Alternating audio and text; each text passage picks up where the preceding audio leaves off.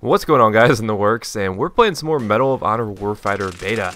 And today was a very strange morning for me because I actually ate pudding for breakfast because I woke up and I was all excited to pour a bowl of cereal, and I found out we were out of milk. So I was like, man, what on earth am I going to eat? And the only thing we seem to have are pudding snacks. So I was like, okay, I guess I'm eating pudding for breakfast. And I feel like if I don't get the right meal in the morning, I'm kind of off kilter. So I was like, let's do a video. And I probably won't do too many more Medal of Honor Warfighter beta videos, just the beta, that is, just because I don't want to wear thin on you guys. I don't want to continually show you guys the same thing. But this is a kind of a special video because a lot of you guys wanted to see me use the Apache Gunship, which, if you don't know, is the highest score chain reward for all the soldiers, all the classes in the game. It's basically when you get enough support chain thingamajiggers, you know, points towards your score chain, you can get the Apache Gunship. And it's actually a cool kill streak reward. And I'm playing with my buddy Sweat, and we actually had a pretty good run here in about 4 to 5 games. I think we ended up with, between us, I think we had almost 6 Apaches, so that's pretty cool. And the way the Apache works is when one of your fire team buddies gets the actual gunship, you call it in, and one of you guys will be piloting it, the other guy will be your gunner, and it's actually kind of tricky to control. And I was kind of scouring the Medal of Honor forums trying to figure out, hey, what do people feel about this particular kill streak? And it seems like people are really sour on helicopters in Medal of Honor Warfighter. And I'm not really sure why, because they're actually kind of easy to shoot down, especially the Black Hawk helicopter. If you haven't seen that, that thing is pretty easy to just sit there and snipe people out of it. So it can be kind of frustrating if you consider yourself, you know, a more old school player who doesn't like things flying around in the sky. But here we go. We're gonna teleport into the Apache, and the way this works is you actually do teleport into it. Once it's destroyed, you will respawn somewhere else on the ground. But you can see here, coming in my Apache, and it's really difficult to control, and I think that's one of the ways you can kind of balance it. Now, it's not so much the controlling, moving it around and stuff, it's the vision.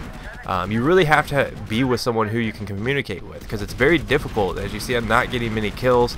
The flares from the rocket pods, you know, the fire coming out of the back of the rocket is really kind of obscuring your vision.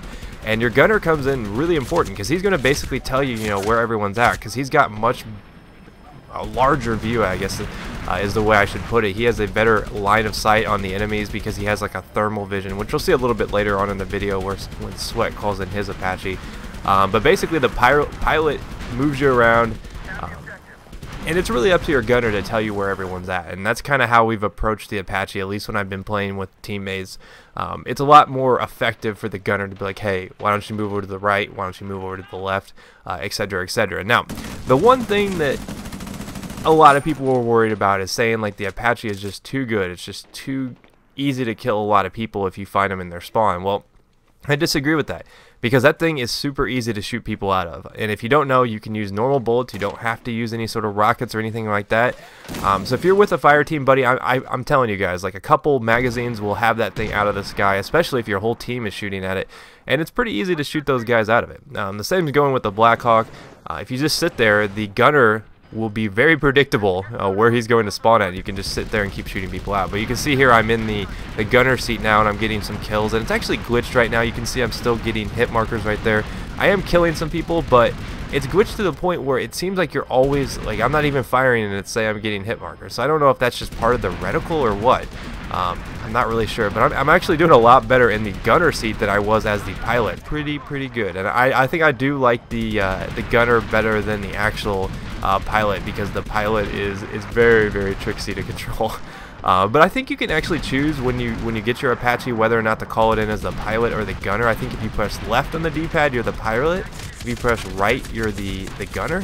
I'm not sure if that's accurate. So if you guys know, let me know, because I've always wondered that. I haven't had a chance to test it since this little run we had on these games, but it would be a nice feature if that was the case, because if you notice when you unlock that, you can either press left or right to unlock it. So I'm really curious to see if that is actually a feature. Somebody had mentioned that in one of my other videos, and I wasn't sure if it was accurate, so I'll allow you guys to clarify upon that.